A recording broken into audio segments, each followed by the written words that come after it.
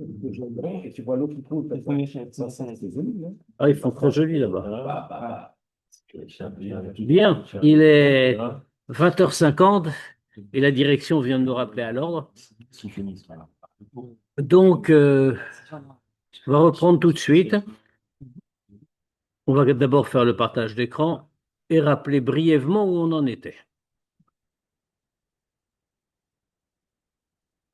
Voilà, donc nous en sommes à la page.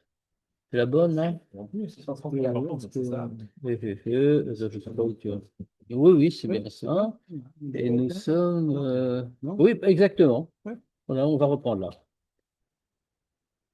Donc, nous en sommes à la page exactement 134 et nous allons reprendre en bas de la page l'avant-dernier point en bas de la page, c'est-à-dire 6 lignes avant la fin, fin de 6 lignes avant la fin. On va reprendre à Veine à Pérouche Sorev. Puisque c'est effectivement le sujet dont nous avons beaucoup parlé. Alors, on n'a pas beaucoup parlé de Sovev Kol Almin, même si on a cité plusieurs fois ce mot. On va redonner les grandes définitions, on va le revoir attentivement maintenant, mais on va donner les grandes définitions. Ce dont nous avons surtout parlé, alors il faut se replacer dans le contexte. Le contexte, c'est le degré d'amour de Dieu, puisque l'amour de Dieu est indispensable à chacun. L'amour de Dieu est la seule façon, il faut avoir la Avat Hashem, il faut avoir Avat Hashem, Yirat Hashem, pour que tout ce que nous faisons dans ce monde, pour que toutes nos actions, nos mitzvot, etc., s'élèvent dans les mondes spirituels. Sinon, comme on a dit, ce qui se passe, c'est que, alors 12 ans des mitzvot, encore une fois, il faut quand même les faire. Dans la halacha, on est quitte quand on a fait la mitzvah selon ce que dit le Shulchan Aruch, c'est pas le sujet, bien sûr. Mais le but, c'est pas seulement de faire matériellement la mitzvah, même si c'est le principal et la base de tout. Mais le but, c'est que la mitzvah s'élève. Elle rejoigne l'endroit où elle doit être dans les mondes spirituels. Or, ça n'est possible, comme a dit le Hanmoazaken, que si la mitzvah est portée par Avat Hashem et Yirat Hashem, l'amour de Dieu et la crainte de Dieu. Si ça n'est pas porté, la mitzvah, c'est comme les deux ailes de l'oiseau. Un oiseau sans ailes, et la comparaison est donnée dans Chassidut. Elle n'est pas donnée dans le Tanya, mais c'est donné dans Chassidut. On voit très bien, par exemple, qu'un oiseau qui n'a pas d'ailes reste un oiseau. Il est même cachère dans la halacha d'ailleurs. Il a perdu ses ailes. C'est un oiseau cachère. Maintenant, c'est.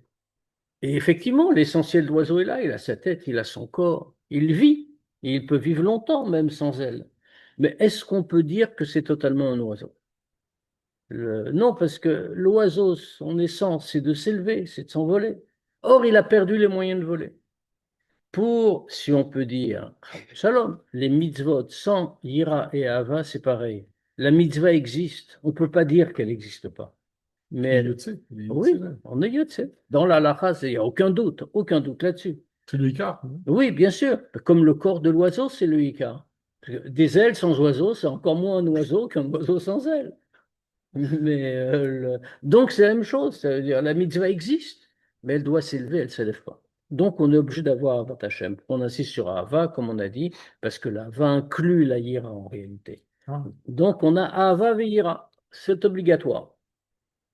Donc le problème, c'est que malgré tout, c'est pas une petite entreprise. Faire la mitzvah matériellement, on sait tous comment faire. C'est écrit dans le Shulchan Aruch, on n'a pas de difficulté. C'est un acte matériel. Développer en soi à Ava Veira, c'est une autre entreprise. Alors on a commencé, ça fait déjà quelques semaines, quelques mois qu'on parle de ce sujet. Et le Mourazaken nous a montré les différents degrés, comment on fait pour atteindre Ava Veira. On peut répéter tout ce qu'il a dit, mais il y avait des choses plus ou moins faciles, des chemins plus ou moins faciles et plus ou moins accessibles. Et puis la TLA, il est en train de conclure par un chemin qui est accessible à tous. Il n'a pas terminé, il va encore en parler. Mais il y a il y a un chemin accessible à tous, c'est que Maïm Apani Malapani. C'est comme l'eau reflète le visage de l'homme. Comme quand on va voir c'est-à-dire, on voit que quand on regarde dans l'eau, on voit son visage et c'est exactement la même chose et les mêmes expressions qu'on a soi-même. Alors, c'est l'image de quoi? C'est que quand on va, puisque ce qu'on recherche, c'est l'amour, c'est ressentir l'amour pour Hachem, l'amour de l'Avat Hachem, l'amour de Dieu. Alors, quand on va voir l'amour que Dieu nous porte, on va automatiquement en nous-mêmes, oui, ça va susciter. Alors, évidemment, on peut ne pas le voir, on peut ne pas vouloir regarder, ça retire jamais le libre arbitre, mais ça va susciter en nous-mêmes un amour symétrique.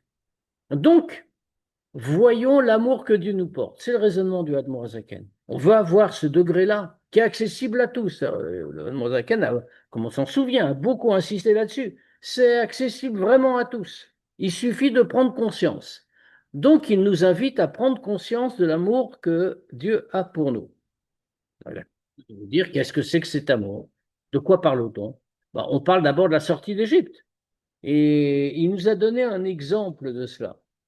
Il nous a donné un exemple concret. Il nous a dit, c'est comme le roi qui descend chercher un homme totalement sale et dépravé, etc., allongé sur un tas d'ordures, et le roi, dans toute sa gloire et sa grandeur, descend vers cet homme, le prend, l'emmène dans son palais, l'enlace et l'embrasse. Alors il est évident que cet homme-là, qui est absolument pas au niveau d'avoir un tel traitement, va éprouver de l'amour pour le roi qui le traite comme ça. Parce que le roi lui a manifesté cet amour. Et alors, Dieu Dieu l'a déjà fait pour nous. Au moment de la sortie d'Égypte, il est venu nous chercher. Il n'a pas envoyé un ange, il n'a pas envoyé, comme dit la Haggadah, pas un malard, pas un chaliard, personne. C'est moi-même qui suis descendu. Donc Dieu, le roi tellement grand dans toute sa grandeur et sa puissance, il est descendu en Égypte, Hervataret, c'est-à-dire effectivement le tas d'ordures, où il nous a pris, nous, qui étions dans les 49 degrés d'impureté, les mêmes têtes, char et Touma, il n'a pas regardé, il nous a pris, il nous a emmenés, il s'est uni avec lui. On voit. Donc, il nous aime tellement, quand on y réfléchit 2 minutes, on va éprouver le même amour pour lui. Alors, bien sûr, le Admour Azaken a tout de suite soulevé l'objection qui s'impose d'elle-même. Tout ça, c'est vrai, bien sûr, et ça a été certainement vrai pour nos ancêtres qui ont vécu tout ça. Poser la question. C'est la question qui vient tout de suite. On est 3500 ans plus tard. Bon, oui, Dieu était bon pour nous, mais il y a 3500 ans que c'est arrivé. Non, mais avant. Et Les avotes. Comment peut c'est un autre temps. percevoir Ça, c'était un autre temps. Abraham a ouvert une révolution. C'est pour ça que Dieu parle de lui et dit Abraham Moavi. Abraham, c'est celui qui m'aime. Mais ça, c'est un autre temps. Le temps d'avant le don de la Torah n'est pas comparable à celui d'après le don de la Torah. Et donc, en tout cas, nous, 3500 ans plus tard, comment on peut avoir cette conscience-là? Alors, l'Admour Zakan a dit, mais Dieu fait ça tous les jours. Et il le fait pour chacun de nous. Et c'est d'ailleurs pour ça que on voit que dans le schéma qu'on doit dire chaque jour, on rappelle la sortie d'Égypte. Alors que ça n'a rien à voir. Quand on regarde froidement le schéma, on se dit quel rapport? Dans le schéma, de quel sujet du schéma? Le sujet du schéma Israël, c'est de dire qu'il n'y a qu'un seul Dieu et qu'il nous a donné les mitzvot. Pourquoi est-ce qu'il y a tout un paragraphe qui nous rappelle la sortie d'Égypte? C'est très important, mais on peut le dire ailleurs, on n'est pas obligé de le mettre dans le schéma.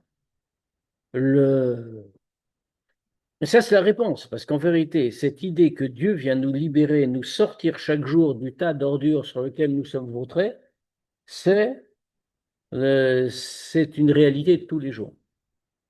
C'est notre réalité. Donc, qu'est-ce qu'on voit? Dieu vient nous chercher, et déjà, sa venue dans le monde, sa création du monde, est une manière dont il nous montre sa bonté et son amour pour nous, puisque le monde a été créé uniquement pour que nous puissions y être, que nous puissions accomplir sa volonté. Ça veut dire qu'il a été créé pour nous. C'est ça, à ça qu'il faut réfléchir. Alors, le Admor Hazaken a entrepris de nous expliquer à quel point c'est vrai. Et on voit quelque chose d'extraordinaire. C'est ce qu'on a développé les quelques semaines qui sont passées. C'est que pour créer l'univers, Dieu a fait quelque chose d'inimaginable. Il a fait ce qu'on appelle le Tzimtzum. Alors, on va donner tout de suite les deux grandes définitions qui vont nous servir aujourd'hui. On va les rappeler, on les avait déjà données. La définition de ce, la Kabbalah appelle Or HaMemal et Kol Almin et Or HaSovev Kol Almin. On répète la traduction. Alors, Même introduction qu'à chaque fois qu'on parlera de ça, on ne prend pas les termes au sens matériel. Tout ce qu'on va dire, bien entendu, c'est simplement des mots qu'on est bien obligé d'employer parce que nous sommes des êtres limités, malgré notre grande intelligence. Nous sommes malgré tout des êtres limités, nous ne pouvons parler qu'en mots limités. Mais tous les mots qu'on emploie ne sont que des images. Ce n'est pas quelque chose d'exact qui décrit des réalités concrètes. C'est des choses exactes, mais qui ne sont pas une réalité concrète. C'est une réalité spirituelle. Alors, Or Hamema l'école almine, la lumière qui remplit tous les mondes. Or à Sovev Kol Almin, la lumière qui entoure tous les mondes. Ici, tout ce paragraphe, ce chapitre de Tanya est le seul chapitre où le Admor Hazaken donne des définitions très claires et précises, en tout cas de Sovev, de Or à Sovev Kol Almin, du Or à Sovev. Et pour cela, pour arriver à tout ça, il a commencé par nous décrire le Tzimtzum. Qu'est-ce que c'est que le Tzimtzum? Alors, le Tzimtzum, on traduit ça habituellement par contraction, ce qui est vrai, très bonne traduction. Le problème est, encore une fois, que ça évoque immédiatement des idées matérielles qui n'ont absolument pas leur place ici. Le Tzimtzum, ça veut uniquement dire une dissimulation de la lumière divine. Ça veut dire que alors, la première grande idée que le Admor Hazaken développe, qui est une idée majeure, c'est que le Tzimtzum, la contraction en question, ne porte pas sur l'essence de Dieu. Ce qu'on appelle en terminologie technique, ce qu'on appelle Atzmut. Ça ne porte pas sur Atzmut, pas sur l'essence. Et on est obligé de dire que ça ne porte pas sur Atzmut parce que rien ne peut toucher Atzmut, qui est l'absolu absolu, qui est le tout. En lui, tout existe. Rien n'existe en dehors de lui. Alors, sur quoi porte le Tzimtzum? Le Tzimtzum porte sur le Or Ein Sof. Et on avait expliqué longuement que le Or Ein Sof est un Or, une lumière. Une lumière, ça a une source. Elle ne naît pas toute seule. Le mot choisi, Or Ein Sof, lumière sans fin, sans limite, si on veut. La lumière sans limite, c'est une lumière. Autrement, les mots ont un sens ici. On a employé le mot lumière, pas parce que c'est une lumière. La lumière est un phénomène matériel. Donc ce n'est pas une lumière. Mais c'est spirituellement, ça a spirituellement les caractéristiques de la lumière. Dans la mesure où la lumière a une source. De la même manière, le Or Ein Sof a une source. D'ailleurs, comme on l'a fait remarquer, il n'est pas écrit Or Ein Trila, il est la lumière sans début. Il est écrit Or Ein Sof, la lumière sans fin. Elle a un début, Parce qu'elle a un début. Une lumière a forcément un début. Elle émane de quelque chose. Le début du Or Ein Sof, c'est Atzmut. Le Raganouz, c'est autre chose? C'est à peu près Or Ein Sof, on va dire. C'est aussi spirituel? Oui, oui, tout à fait. Bien J'ai sûr. dit que c'était réservé pour les tzaddikim. Oui, peu importe. C'est aussi spirituel. Ah, c'est une troisième lumière, alors. Non, fait la même chose. Or Ein Sof, Or Haganuz. Quand on dit Or Haganuz, c'est la lumière cachée. Ça veut dire la lumière qui n'apparaît pas dans ce monde. Oui, mais qui est réservée, elle a été mise de côté parce qu'elle est Le réservée. tzadikim, les Hatid Lavo, c'est-à-dire pour chacun d'entre nous. Oui. Il y a toute une histoire avec le Baal Shem Tov comme ça. Qu'un jour, un, un chassid, un des grands chassidim du Baal Shem Tov, qui avait fait un grand investissement de l'époque. Autrement dit, il était commerçant et c'est quelqu'un qui faisait beaucoup de grandes choses. C'est-à-dire, c'était vraiment un très grand chassid. Et c'était pas un commerçant comme tout le monde. Et il avait fait venir une caravane de marchandises. À l'époque, ça se transportait à dos d'âne ou quelque chose comme ça. Et donc, pendant des chariots. Et il devait passer par des zones de guerre. On est en pleine période de la guerre entre l'Empire turc et l'Empire russe en ce temps-là. Et donc, or, il devait passer pour amener les choses, il devait passer par des zones de guerre et l'endroit était dangereux. Et donc, le chassid était très préoccupé. Et surtout qu'il entendait, il a entendu, il avait investi une grande partie de sa fortune, peut-être toute sa fortune, enfin beaucoup de choses. Et il était très préoccupé. Et il y a des nouvelles qui sont arrivées comme quoi sa caravane avait été attaquée et que tout avait été pillé, qu'il avait tout perdu. Ce qui était une catastrophe. Alors, il était chez le Baal Shem Tov. Et encore une fois, très préoccupé. Quand il raconte au Baal Shem Tov, le Baal Shem Tov prend un Zohar qu'il avait sur son bureau. Il ouvre, il referme le Zohar, il dit, ne t'inquiète pas, ta caravane va arriver, elle est passée. Bon, le Chassid a confiance, il s'en va. Et un peu plus tard, les nouvelles arrivent qu'effectivement, il y a eu un danger, mais que la caravane a pu passer, et qu'elle est maintenant en zone sûre. Donc tout va bien. Effectivement, est arrivé quelques mois plus tard. Et alors, le Chassid est retourné chez Baal Shem Tov. C'était un proche du Baal Le Shem mot Tov. bouffé. Bah, non, il n'y avait pas de question. Quand le Baal Shem Tov fait Tzaddik-Ador, le Rabbi, le Baal Shem Tov, il n'y a aucun problème. Il dit, mais pourquoi il fallait regarder dans le Zohar?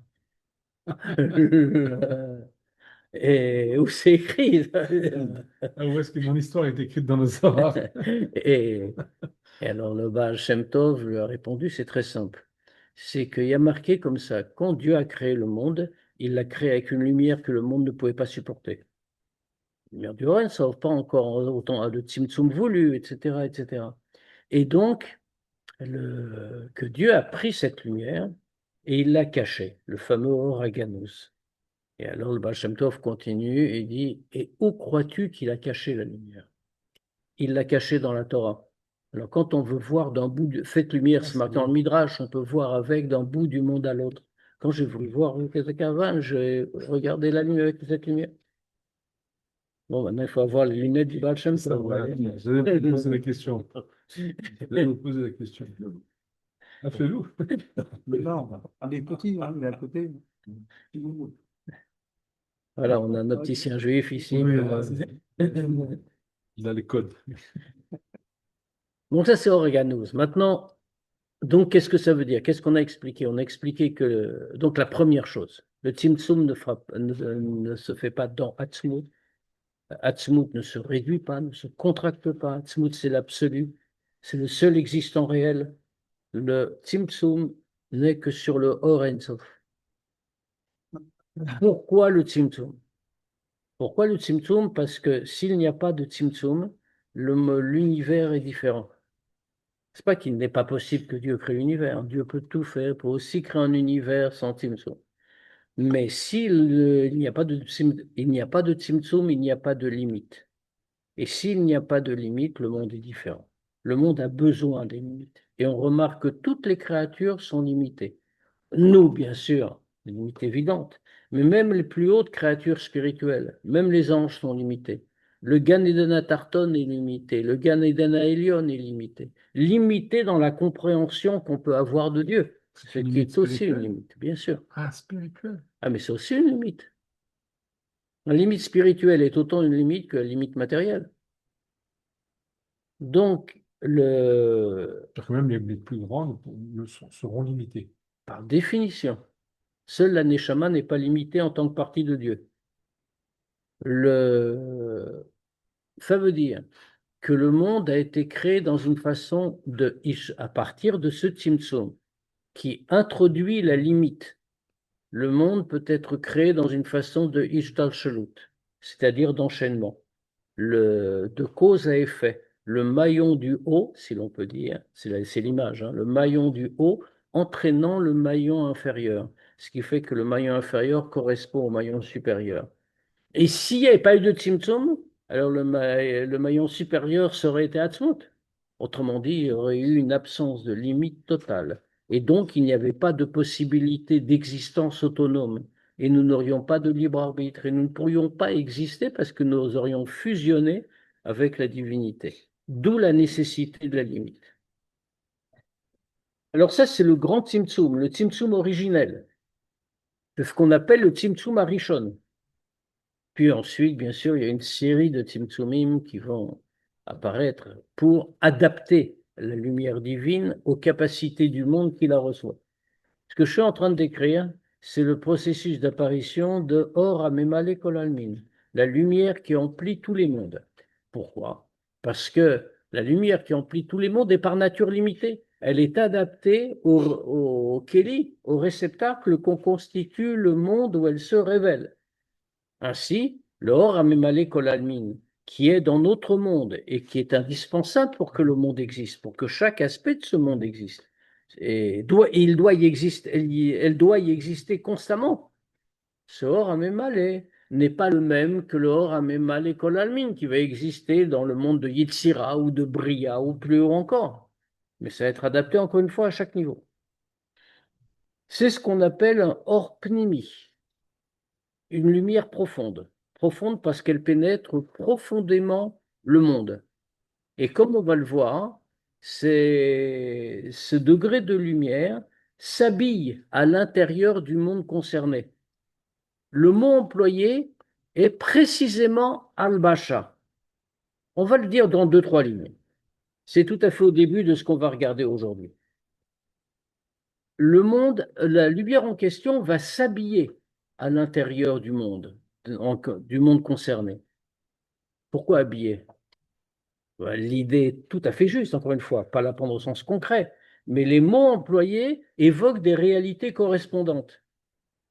Le vêtement est à la taille du corps. Le corps s'y met entièrement. Il est fait pour lui, en réalité.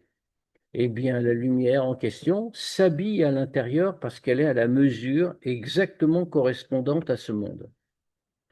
Maintenant, il y a une autre lumière, et c'est celle-là dont la Noazaken va traiter, parce qu'il nous montre la présence divine dans le monde. C'est ce qu'on a appelé Sovev Kolalmin, la lumière qui entoure tous les mondes.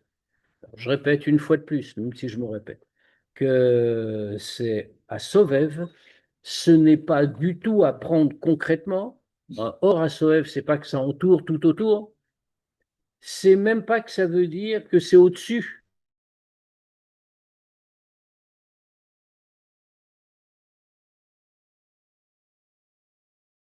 Que le Or à Sovev ne subit pas le Tzimtzum. Le Or à Sovev, il est appelé Sovev, c'est-à-dire ne s'habillant pas, mais entourant. En vérité, il n'entoure pas du tout. Cette lumière n'entoure rien du tout. Elle est dans le monde exactement comme Or Hamemalé, bien sûr. Elle n'entoure pas physiquement, mais même pas spirituellement. Mais on veut dire qu'elle ne s'habille pas profondément. Elle est partout présente. Et elle est précisément infinie centimsum parce que c'est avec cette lumière que Dieu crée à partir du néant. Seule une lumière infinie peut faire un saut. Yeshmirine, c'est ça? Exactement. Que j'ai traduit par à partir du néant. Yeshmaïn. Dire. Ça veut dire que cette lumière n'a pas été touchée par le Tzimtzum. Exactement. Qu'est-ce que ça veut dire? Et c'est obligé, pourquoi c'est obligé de dire comme ça?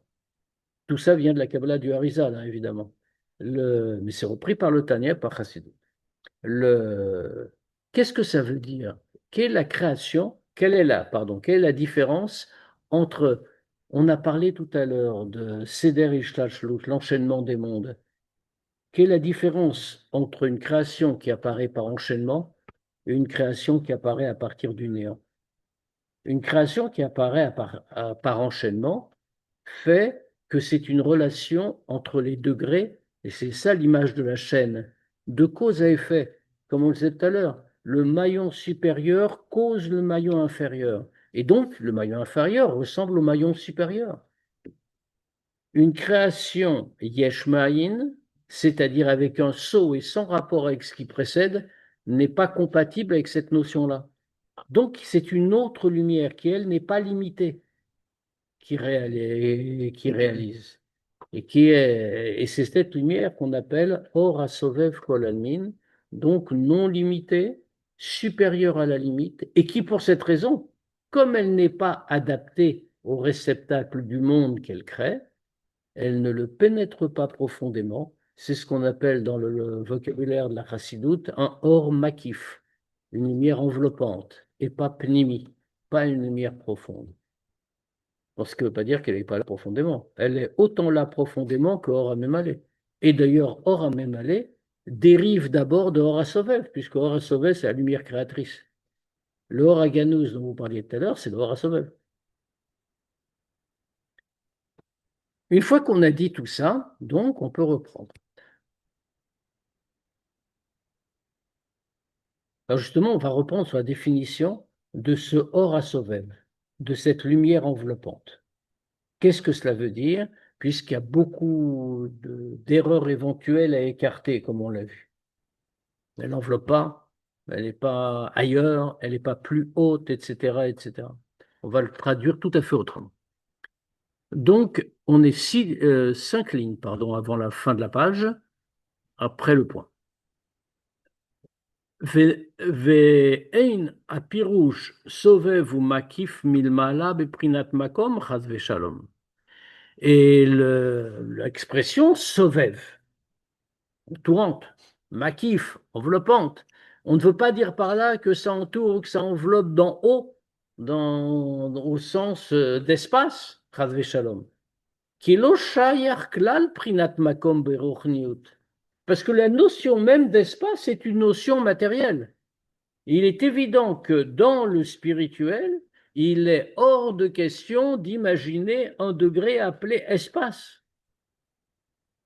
Même quand on parle de monde spirituel, etc., c'est aussi toujours presque entre guillemets des paraboles. C'est pas des mondes au sens de planète, quoi, je veux dire. Ici, nous parlons uniquement de spirituel. Donc dire que ça enveloppe ou que ça entoure, on va le prendre au sens de lieu. Et là, Retzoner Lomar. Alors, qu'est-ce qu'on veut dire? Sovev ou makif milmala, les inyan prinat gilo yashpa. On parle d'une lumière qui est sovev ou makif, qui entoure, qui enveloppe d'en haut. De quel point de vue? Du point de vue du dévoilement de ce que Dieu nous donne. Qui ashpa shube prinat gilo beolamot, nikret beshem alvasha. Parce que la lumière, encore une fois, la lumière à prendre avec des grands guillemets aussi grands qu'on peut, parce que ça veut, comme on l'a dit, hein, ça s'habille, rien ne s'habille, il n'y a pas de corps, il n'y a pas de vêtements, bien sûr. On dit habillé simplement pour dire que c'est adapté à la dimension du monde concerné, comme le vêtement est adapté exactement à notre corps. Et donc on l'occupe entièrement. De la même manière, la lumière en question s'habille à l'intérieur du monde. Alors, parce qu'en réalité, donc on vient de définir le or à Sovev, la lumière enveloppante, comme une lumière qui n'a pas le degré de guilouille du or à Mémalais. Je peux prendre une photo, mais que de vous, pas des autres. C'est ce que tu veux. Ça veut dire que la hashpa, la lumière que Dieu donne, est dévoilée, guilouille be'olamot, qui est dévoilée dans les mondes, nikret beshem al-basha. Ça s'appelle un habillement. Pourquoi? Chez Mitlaveshet, parce qu'elle s'habille Beolamot dans tous les mondes, qui aiment Malbishim, Sigim, Ashpa, chez Mekablim. Parce que les mondes, grâce à cela, peuvent donc revêtir et saisir. On n'a pas dit Mevinim, on a dit Masigim. Et qui peuvent se saisir de la hashpa, de la lumière que Dieu donne et qu'ils reçoivent. En d'autres termes, ça signifie que le hors en question, la lumière spirituelle, est à la portée de chacun des mondes. Elle s'est suffisamment contractée pour que les mondes puissent, et c'est intéressant parce qu'en hébreu, le mot est le même qu'en français, masigim, c'est saisir, mais comme en français? Saisir, c'est comprendre, mais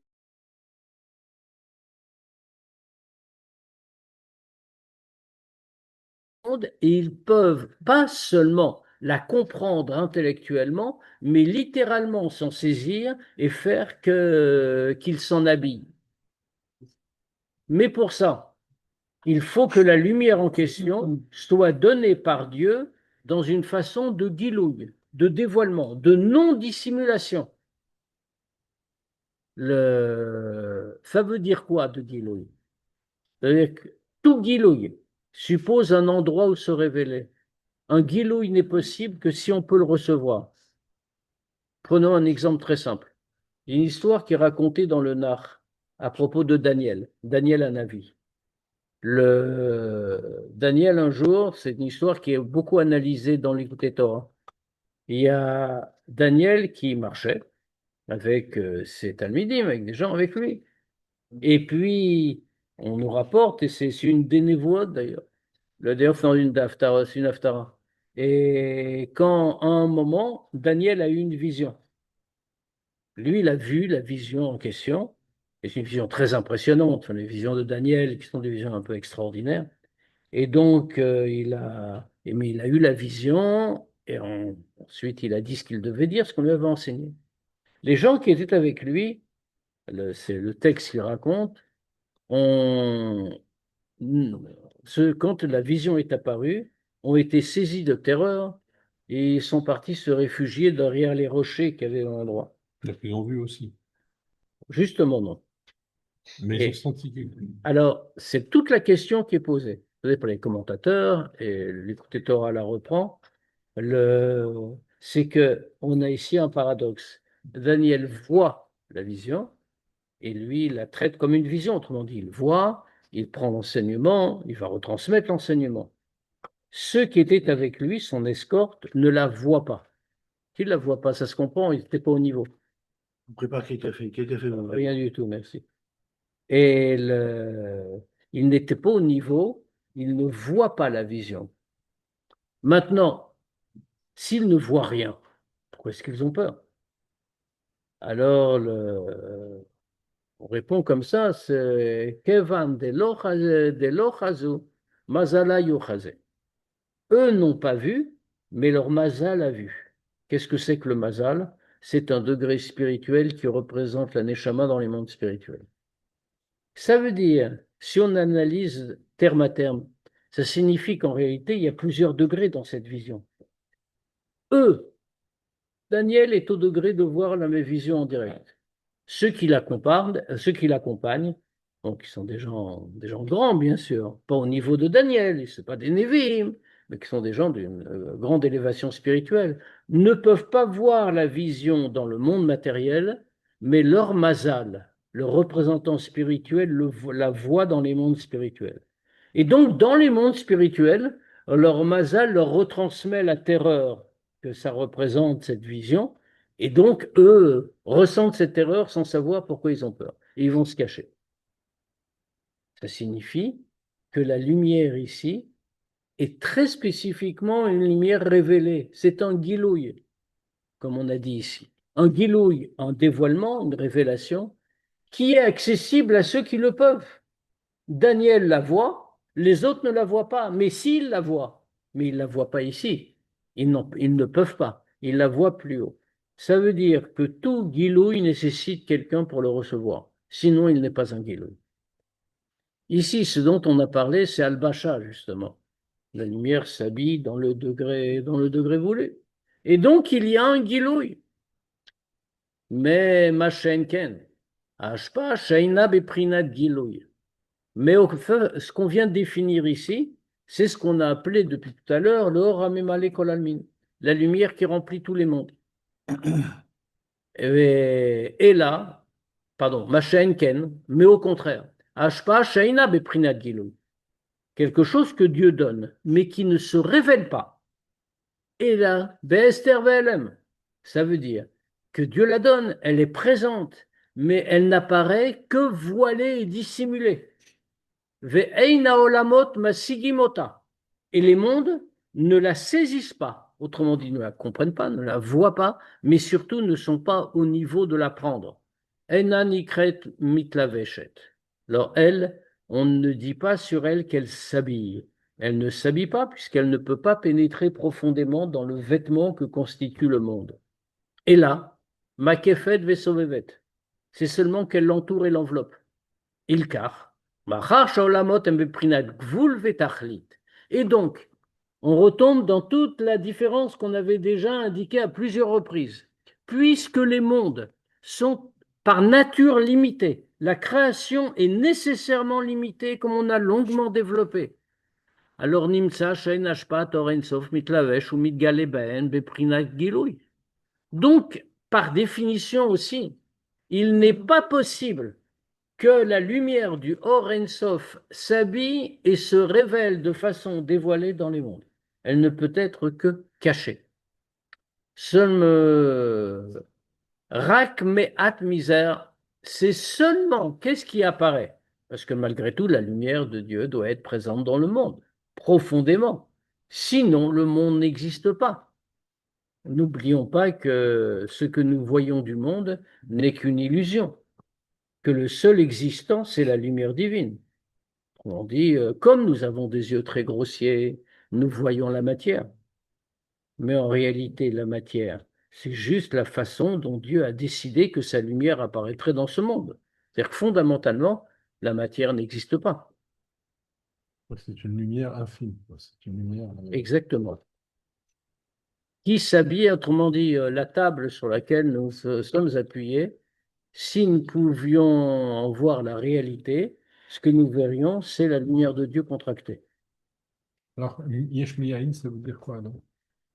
Si c'est que de la lumière, si c'est le matériel, mais que de la lumière en partie infime. C'est ce qu'on dit chez les chassidim. Ça, c'est pas c'est pas un argument, ce n'est pas une question kabbalistique, c'est une question chassidique. C'est un compliment, ce que je vais faire, hein. Je le prends comme ça. Chez les chassidim, on a l'habitude de dire, mais ça c'est plus un mot de Farbringen qu'un mot d'étude, on parle de yesh ma'in, mais en réalité on devrait parler de aïn meyesh. Pourquoi? Parce que nous, avec la grossièreté de nos sens et de notre réflexion, nous disons ici c'est yesh, et Dieu a créé à partir du néant. On est en train de dire une chose dramatique, hein, quand on dit ça. C'est-à-dire qu'on dit que Dieu est aïn, et que nous on est yesh. Alors que ce qu'on devrait dire, c'est le contraire. D'ailleurs, la Chassidoute dit par ailleurs qu'il y a deux sortes d'existants. Il y a ce qu'on appelle Yesh Anivra, l'existence créée, et le Yesh Haimiti, et le véritable existant. Le véritable existant, c'est Dieu, et nous sommes le Yesh Anivra, l'existence créée. Est-ce que l'existence créée est une véritable existence? Non, le Yesh Haimiti, c'est Dieu. Donc, si on voulait employer une expression fidèle qui représente la réalité sans aucune limite, on devrait dire que nous avons été créés Aïn Meyesh, le seul existant, Dieu, l'existant véritable, a créé quelque chose qui n'existe pas en réalité puisque nous sommes sa création simplement. Et nous n'existons que parce qu'il le veut à chaque instant. Donc nous sommes Aïn. Mais le fait qu'on ait une Bechira, on existe un petit peu quand même. Ça aussi, ça fait partie de sa création. Nous n'avons pas une prira naturelle.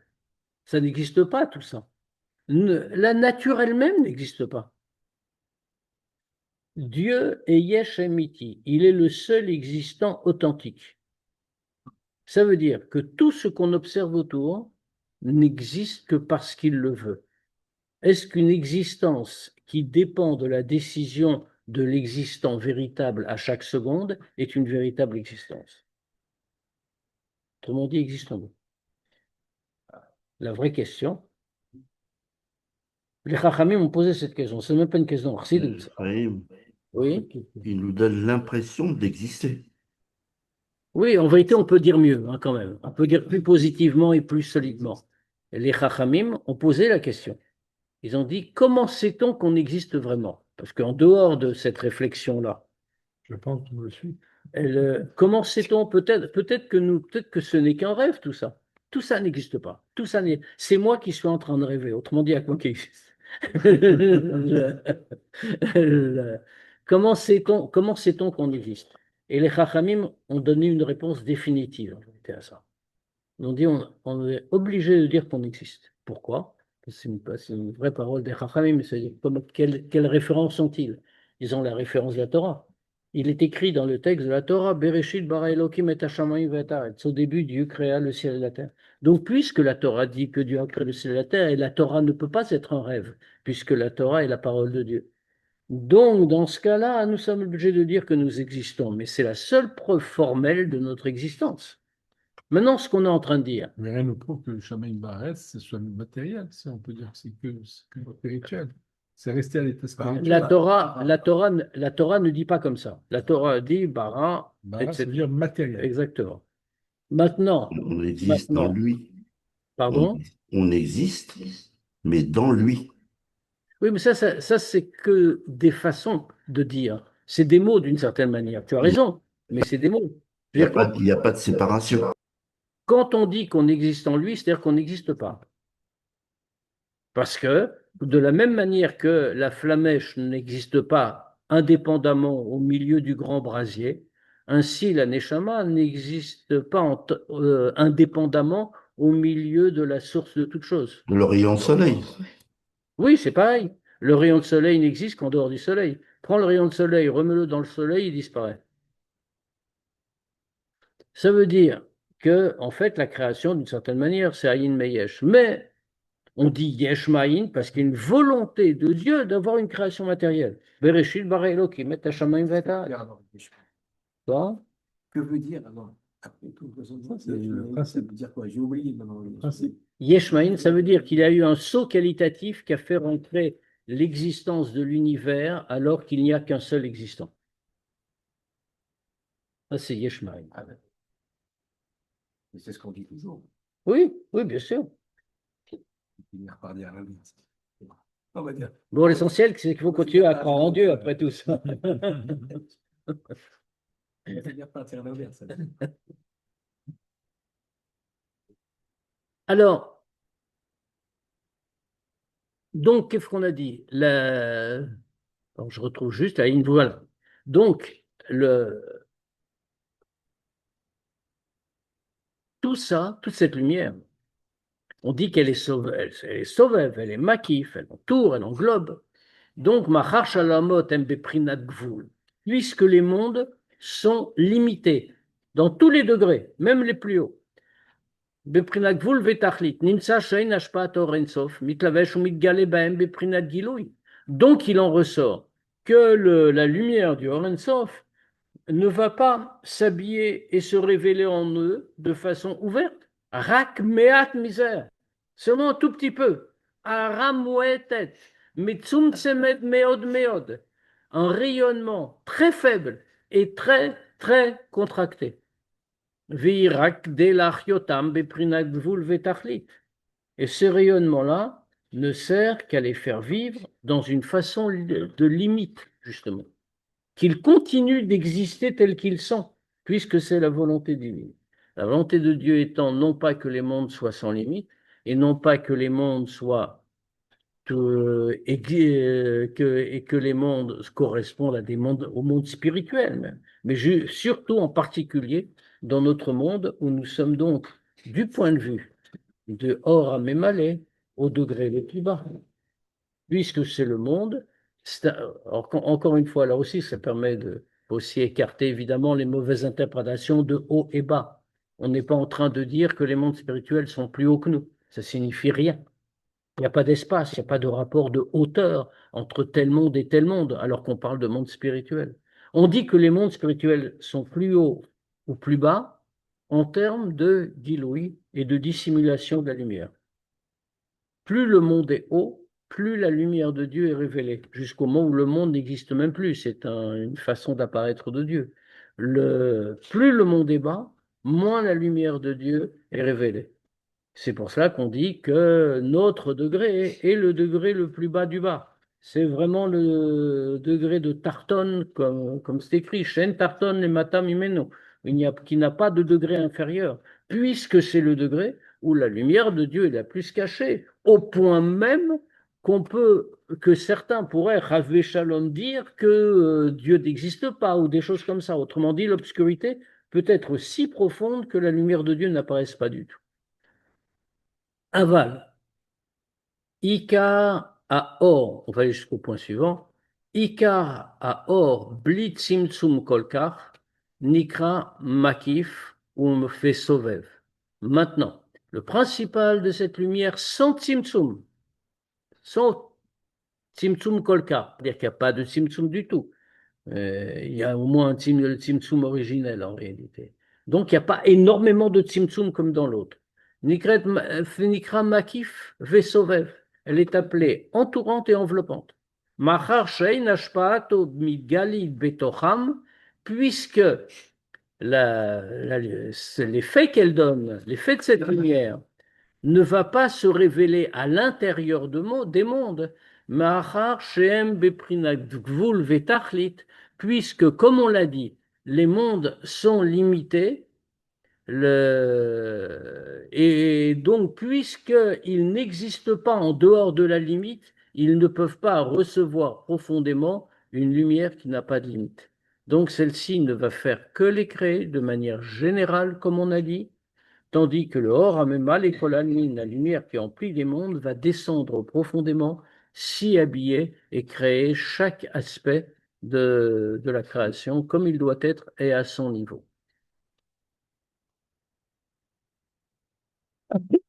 Bon, on peut dire encore les deux lignes suivantes, mais encore 2 minutes. Vaïnou. Qu'est-ce que ça veut? Pardon. Machal basé. Oui, on va dire jusqu'au deuxième point, parce qu'il y a 2 psukim qu'il faut mettre en face, et on répondra aux questions probablement la prochaine fois. Machal basé. Il y a un exemple là-dessus. Parce qu'en vérité, il y a 2 psukim qui décrivent le rapport du Créateur avec la création. Et les 2 psukim sont parfaitement contradictoires. Là, on va les regarder tout de suite. Machal basé, l'exemple de ça. Iné à Haaretz Alezu Agashmit, on voit que cette terre-ci, matérielle, Hashemlo Kol Haaretz Kvodo, bien que la terre soit pleine de sa gloire. Ça, c'est un passage. Mal Haaretz Kvodo, la terre est pleine de la gloire de Dieu. Intéressant, dans ce passage, on a déjà le mot malé. Elle est pleine, elle est emplie. Ça renvoie immédiatement à l'idée de Or Amemalé. C'est-à-dire, Vaïnu Orensov Baruchu. De quoi parle-t-on? On parle de Orensov Baruchu, Kmo Shekatuv, comme il est écrit, Alo et Hashamayim ve'et haaretz animale neum Hashem. Je remplis le ciel et la terre, déclare Dieu. Alors, c'est tout à fait étonnant. Quand on rapproche ces 2 psukim, on a remarqué que le premier ne mentionne que la terre. La terre est pleine de sa gloire. La terre, alors bien sûr, ça veut dire, et d'ailleurs le Admorazaken a précisé, ça arrête, ça les eaux à Gashmit, le monde matériel. Autrement dit, dans notre niveau, Dieu remplit tout. Et le Admorazaken nous dit, c'est le Orensov. Et puis il dit, comme on voit que c'est le Orensov, parce qu'un autre pasouk, qui cette fois parle du ciel et de la terre. Et Hashamayim ve'et haaretz. Le ciel et la terre, mais ce n'est pas logique. Parce que s'il s'agit de Al-Basha, je remplis. Ça ne peut pas être le ciel et la terre. Ce n'est pas le même type de lumière. Pas d'un seul coup. On ne peut pas mettre sur le même plan un Shamaim Varetz. Pourquoi? Parce que c'est des lumières de qualité différente. On a expliqué que quand il s'agit de Or Amemalé, la lumière change selon les degrés. Quand on dit Et Hashamayim Varetz, le ciel et la terre, alors il ne s'agit pas du ciel matériel, bien sûr, ni de la terre matérielle, se dire. On est en train de mettre ensemble le spirituel et le matériel, et on dit je remplis. Et remarquez également que dans ce deuxième pasouk, le texte dit animalé, moi je remplis. Alors que dans le premier pasouk, c'est pas moi qui remplis, c'est pas Ani, c'est Kvodo, sa gloire. La gloire de Dieu, c'est un attribut de Dieu. Ce n'est pas lui. Quand Dieu emploie le mot Ani, il parle de son essence. C'est moi qui parle, c'est moi qui lis. Moi, je remplis. Alors c'est encore plus incompréhensible. Comment l'essence de Dieu peut-elle en remplir de la même manière le ciel et la terre, quand par ailleurs on nous dit la terre est pleine de sa gloire, autrement dit d'un degré beaucoup plus restreint de sa présence. La gloire de Dieu, en fait, c'est le degré de Malchut. Autrement dit, la dernière des sphirotes. Même si on dit que c'est Malchut d'Atsilut, mais ça reste quand même la dernière des sphirotes. Alors, de quoi parle-t-on? On va être dès à présent. Bon, on va s'arrêter là parce que sinon ça dure encore un peu longtemps. On a besoin de réfléchir. Mais on comprend déjà que ça nous mettra tous sur la voie. On comprend déjà que le premier passouk nous parle de Or Amemalé, tandis que le deuxième nous parle de Or Sauveur. Et c'est pour ça qu'on a besoin des 2 psukim. Alors, bien entendu, tout ça demande à être développé, mais compte tenu de l'horaire et de nos capacités, on va laisser pour la prochaine fois. Une petite précision, je ne peux pas donner mon shiur lundi prochain et je suis désolé. Je donne mon shiur jeudi soir, comme d'habitude, de Sikha. Un mardi, en fait, le mardi. Ça ne marche pas comme ça. Non, ici, ça marche pas comme ça. Mais lundi soir, je ne pourrai pas, j'ai une obligation à laquelle je ne peux pas me soustraire. Voilà. Non, mais ça nous donne comme ça 2 semaines pour percer les secrets de Soref Kolalmi. S'il y a des questions, bien sûr, on peut tout à fait y Une répondre. question un peu basique, mais pourquoi ces deux ordres ne se confondent-ils pas? Confondent-ils pas? Est-ce qu'on peut faire se confondre la limite et l'absence de limite? Ah, d'accord. Un qui est limité, Tout un qui le, par tout le essence est but, limité. exactement. Tout le but de Memale Kolalmin, c'est d'exister en tant que lumière limitée pour créer un univers limité. Si on confond, c'est toujours la même chose, hein, c'est pour ça que j'emploie jamais le terme infini, comme chacun le remarque. Parce que l'infini inclut le fini, alors que le sans limite n'inclut pas la limite. On ne peut pas avoir un monde sans limite, un monde limité avec une lumière sans limite. Parce que le rapport est de l'un à l'autre. Le sans limite porte Pas le même système. On est dans deux exactement. systèmes différents. Donc les deux ne se confondent pas. Mais c'est d'autant plus étonnant d'une certaine manière que, comme on l'a dit, le Hora Memale est un produit du Hora Sovev. Il en vient. Mais il ne se confond pas justement pour permettre l'existence d'un monde limité et de créatures limitées. Mais c'est supposerait dire que finalement, le Hora Sovel, c'est une croyance, on est plutôt dans le cadre de la foi, alors que le Hora Malé, c'est plutôt de l'ordre de l'intelligible, donc finalement de ce qu'on peut éventuellement. À la limite, d'une certaine manière, tout est intelligent, tout est intelligible et rien ne l'est.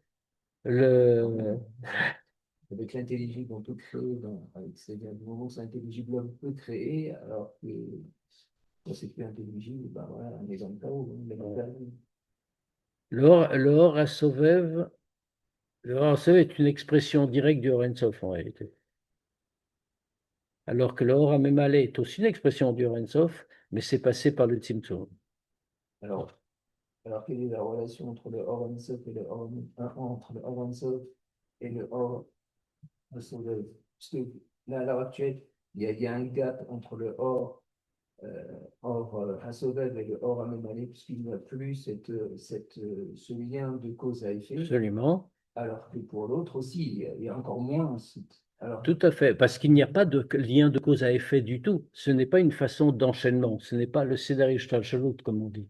Ce n'est pas un enchaînement. Il y a une rupture. Mais le Or Hasovev est là pour la création, comme on a dit, Yesh Me'ain. Il y a un vrai saut qualitatif, c'est ce que je veux dire, c'est ce qu'il permet. Mais, même dans le Or Ein Sof, il y a un degré du Or Ein Sof avant le Tzimtzum et un degré du Or Ein Sof après le Tzimtzum. mais le Or Hasovev n'est pourtant pas inclus dans le Tzimtzum. Il est inclus dans le Tzimtzum dans la mesure où il n'est pas Atzmut. Ça veut dire qu'il n'est pas essence. Exactement, il n'est pas essence de Dieu. Il est émanation. Émanation du Or Ein Sof, lui-même émanation de l'essence. Oui, alors à ce moment-là, donc à part le Or Ein Sof, tout est émanation Absolument. à différents niveaux. Oui. À différents degrés. De toutes les façons, tout est émanation. C'est le vrai principe. Par définition, comme je disais tout à l'heure, cette table est une émanation de l'essence de Dieu. Si on regarde jusqu'au plus profond. Et d'ailleurs, quand Mashiach va venir, ce que nous verrons, c'est ce qui est annoncé dans les prophètes, hein, ce que nous verrons, ce n'est pas le monde matériel, mais la lumière divine qui fait exister le monde matériel. On dit, ça va être compliqué de poser nos mains sur l'essence de Dieu, quoi. Au prix au coût de l'essence. Voilà, absolument. Non, et les prix augmentent. Bien, je vous dis donc tous à jeudi prochain, et encore une fois, donc, je ne donnerai pas mon shiur lundi prochain, mais jeudi en soi. Bezrat Hashem.